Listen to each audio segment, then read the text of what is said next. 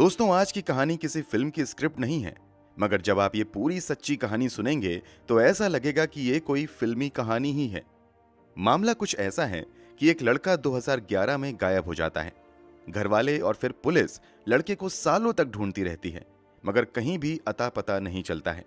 फिर भी पुलिस हिम्मत नहीं हारती है और फिर 9 साल बाद कुछ ऐसा खुलासा होता है जिसे जानकर हर किसी के पैरों तले जमीन खिसक जाती है। लड़के के गायब होने की कहानी और इस पूरी साजिश को अंजाम देने वाले लोगों का खुलासा यकीन से परे था। तो आखिर क्या है इस परफेक्ट मर्डर कहे जाने वाले केस की पूरी कहानी, और कैसे एक बिना सबूत और गवाह वाले अनसुलझे केस को पुलिस ने 9 साल की मेहनत के बाद सुलझाया? जानने के लिए इस वीडियो में हमारे साथ आखिर तक बने रहिए। यकीन मानिए, पूरी कहानी सुनकर आप भी शॉक्ड रह जाएंगे।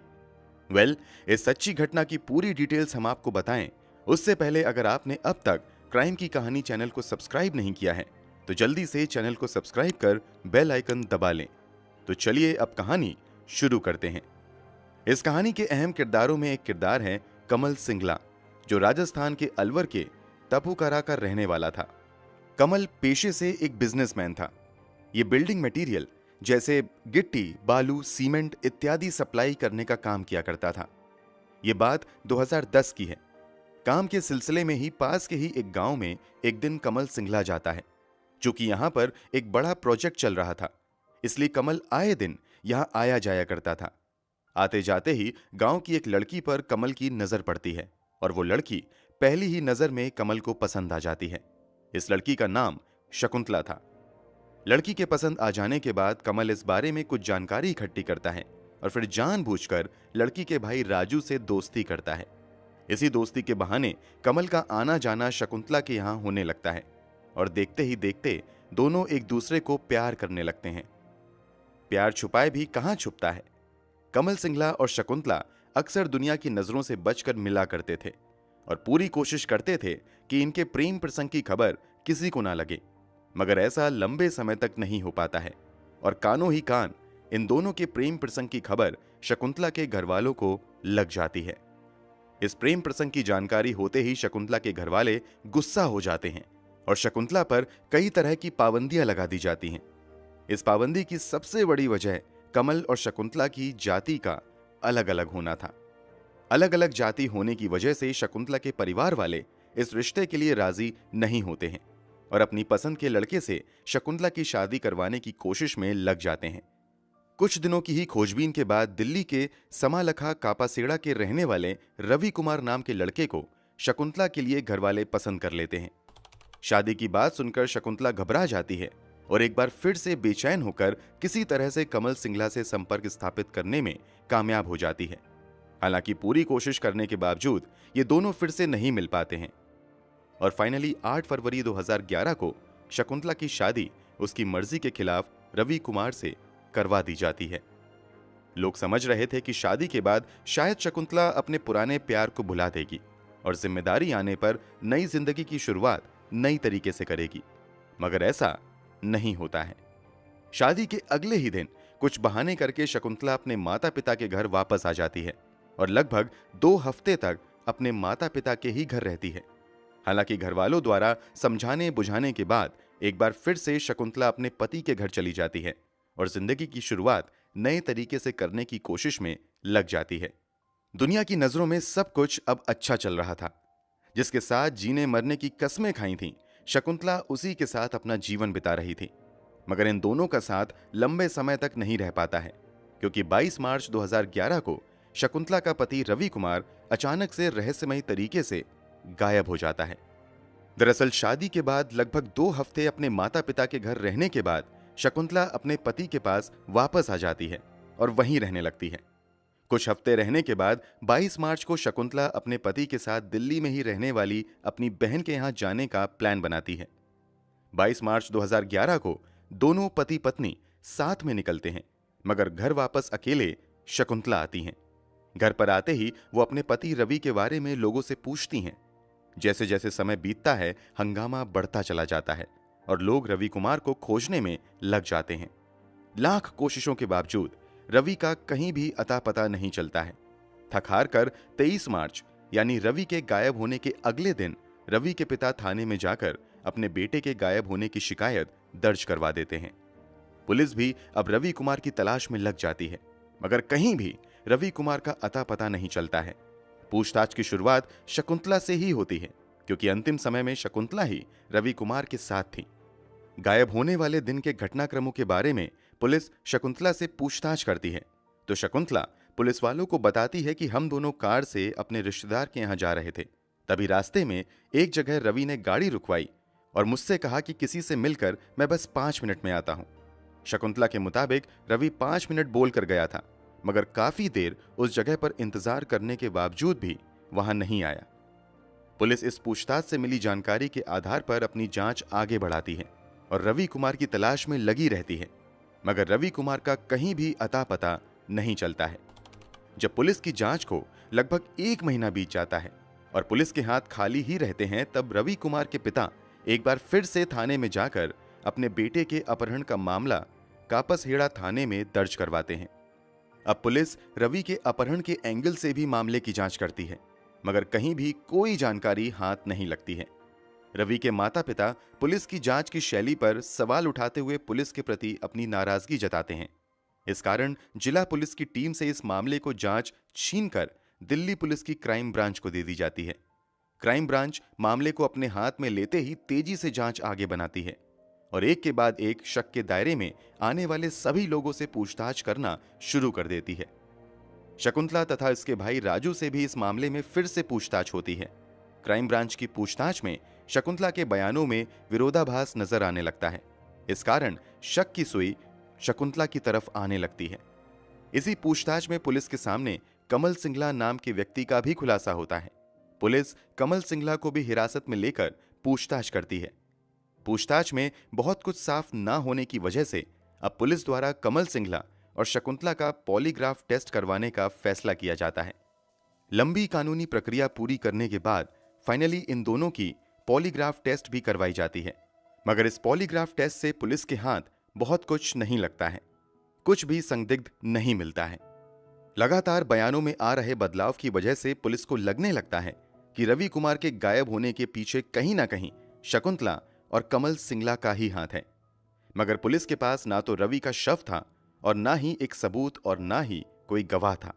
कुल मिलाकर पुलिस अब तक अंधेरे में तीर चला रही थी।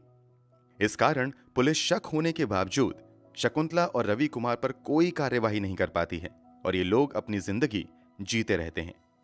समय बीतता जाता है और रवि कुमार का कहीं भी अता पता नहीं चलता है।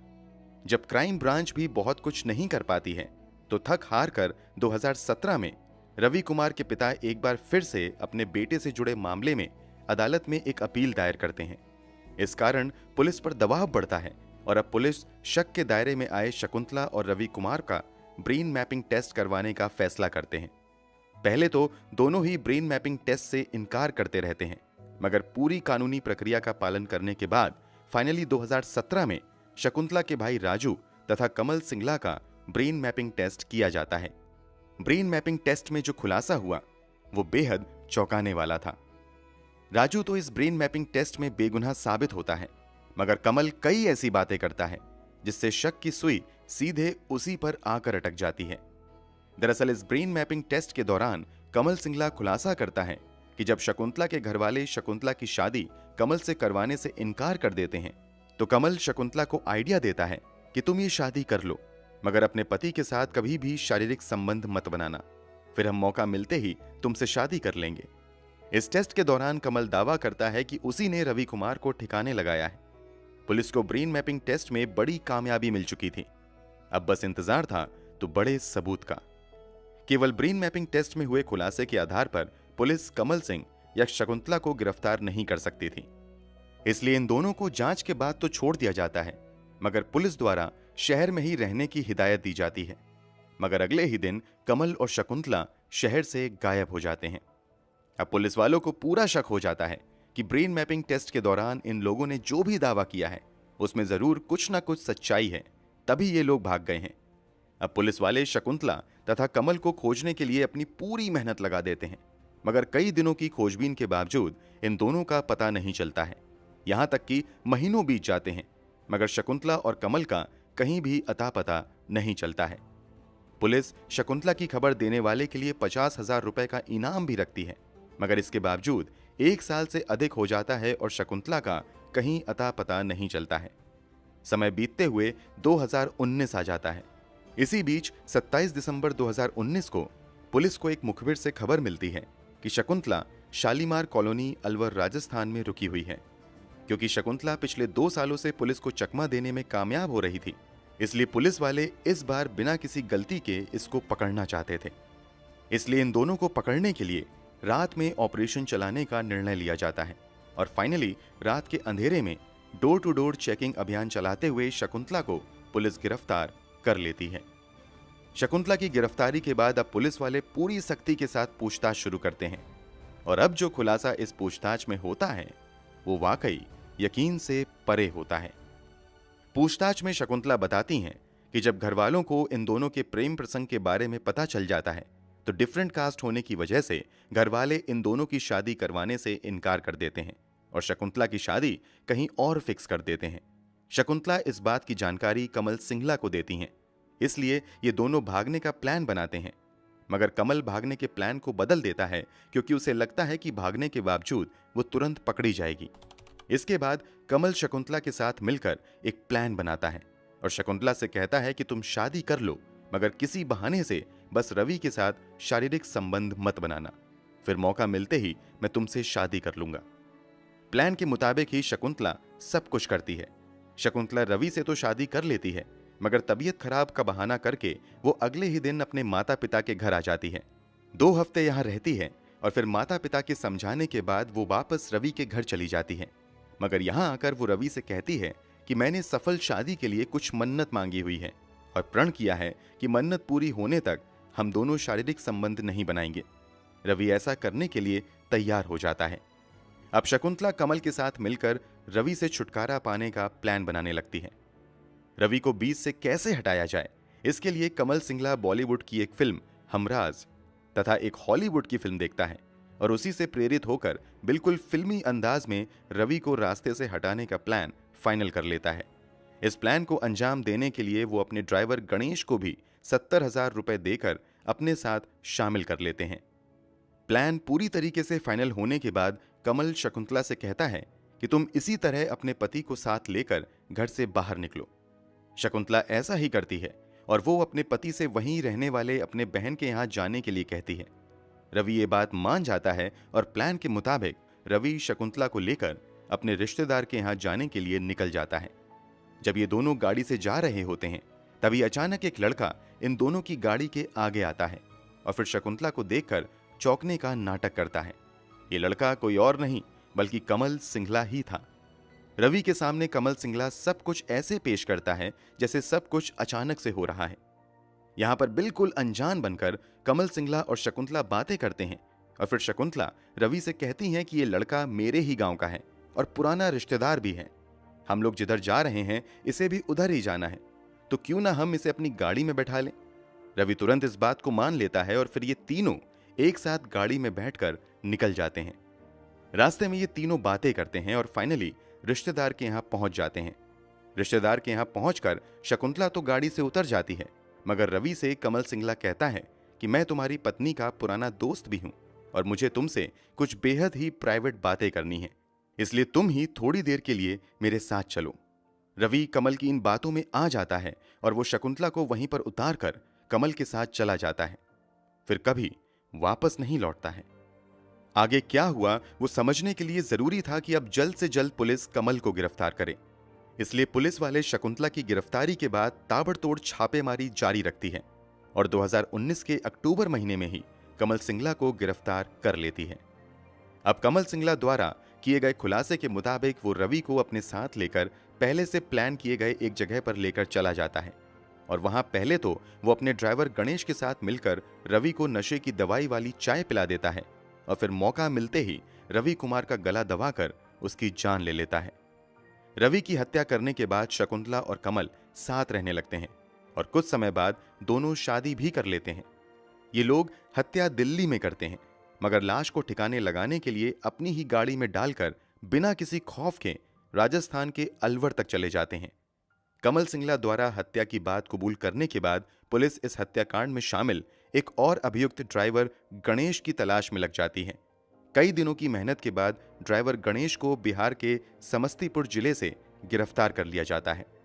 गणेश और कमल से आगे की पूछताछ में खुलासा होता है कि इन दोनों ने रवि की हत्या करने के बाद उसकी लाश को कई टुकड़ों में काट दिया था और दिल्ली से जाते हुए राजस्थान के अलवर तक कई अलग अलग जगहों पर रवि के शव के टुकड़ों को फेंक दिया था ताकि कभी भी पुलिस के हाथ रवि का शव न लगे।